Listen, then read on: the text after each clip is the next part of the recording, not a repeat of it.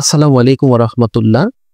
ADHD বা attention ডেফিসিয়েট hyper activity disorder, অর্থাৎ আপনার সন্তান যদি খুব বেশি চঞ্চল হয়, মনোযোগ ধরে রাখতে পারছে না, ইমপালসিভ ঝোঁকপ্রবণ, যখন যা মনে হচ্ছে তাই করছে, হঠাৎ করে রেগে যাচ্ছে এবং খুব মুড সুইং হচ্ছে, একবার এক এক রকম পার্সোনালিটি মনে হতে পারে আপনার বাচ্চার এডিএইচডি আছে, অর্থাৎ অ্যাটেনশন ডেফিসিয়েট হাইপার অ্যাক্টিভ ডিসঅর্ডার। অর্থাৎ অ্যাটেনশন মানে হচ্ছে মনোযোগ, ডেফিসিয়েট মানে হচ্ছে অভাব, হাইপার অ্যাক্টিভ মানে হচ্ছে অতিরিক্ত চঞ্চল, ডিসঅর্ডার মানে রোগ বা সমস্যা।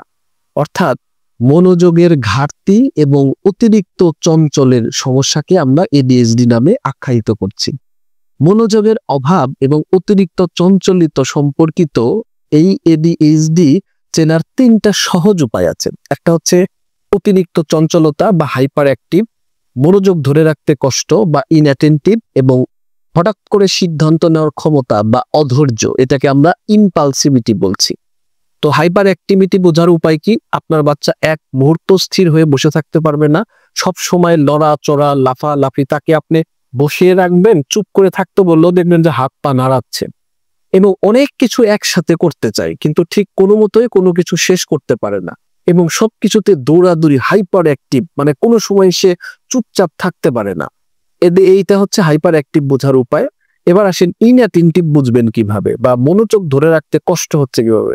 তাকে পড়াশোনায় আপনি দিচ্ছেন, একটা স্বাভাবিক বাচ্চা যেভাবে পড়ালেখা করছে, যতটুকু শিখতে পারছে, সে ওইভাবে পড়াশোনা মনোযোগী দিতে পারতেছে না, সহজেই ভুলে যাচ্ছে, এক কাজ করতে হুট করে আরেক কাজে চলে যাচ্ছে, কারো কথা মনোযোগ দিয়ে শুনতেছে না এবং আপনার মনোযোগ সে ধরেই রাখতে পারছে না।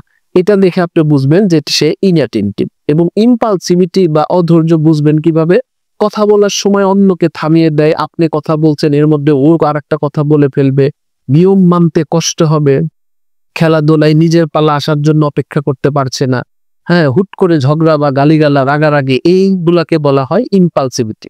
এখন আপনার সন্তানের এডিএইচডি আছে কিনা সেটা বুঝবেন কিভাবে?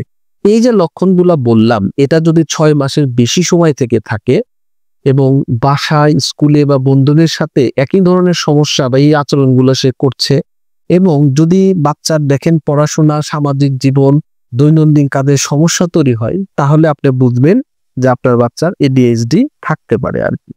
তো আসলে ভয় পাওয়ার কিছু নাই। এডিএইচডি একটা বড় প্রবলেম হচ্ছে আমরা আমাদের বাচ্চাদেরকে প্রচুর পরিমাণে অন স্ক্রিন টাইম দেই, এটা একটা ঝামেলা। অর্থাৎ যে প্রচুর মোবাইল এর প্রতি আসক্তি হয়ে যাচ্ছে, এদের এডিএইচডি হওয়ার সম্ভাবনা বেশি থাকে। দেখেন, আমরা এখন বর্তমানে শহরের সমাজে বসবাস করে আমরা আমাদের বাচ্চাকে অন্য একটা বা তাদের যে কমিউনিটি, অর্থাৎ একটা বাচ্চার কথা বুঝে, একটা পাখির ভাষা বুঝে, অথচ আমরা আমাদের বাচ্চাকে কারোর সাথে মিশতে দিতে চাই না, খেলতে দিতে চাই না।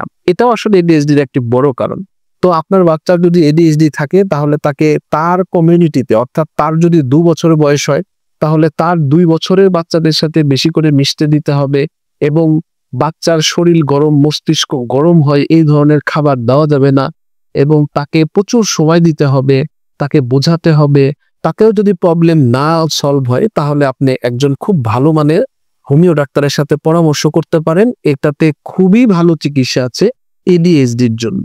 প্রচলিত বা কনভেনশনাল যে ওয়েগুলো আছে, এই ওষুধগুলা সাইকিয়াট্রিক গাইড দেওয়া হবে, যেটাতে আপনার বাচ্চা দিন দিন স্লো হবে এবং ঘুমের ভাব বেশি হবে।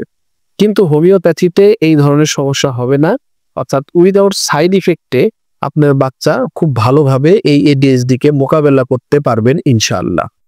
তো আশা করি সবাই ভালো থাকবেন। আসসালামু আলাইকুম।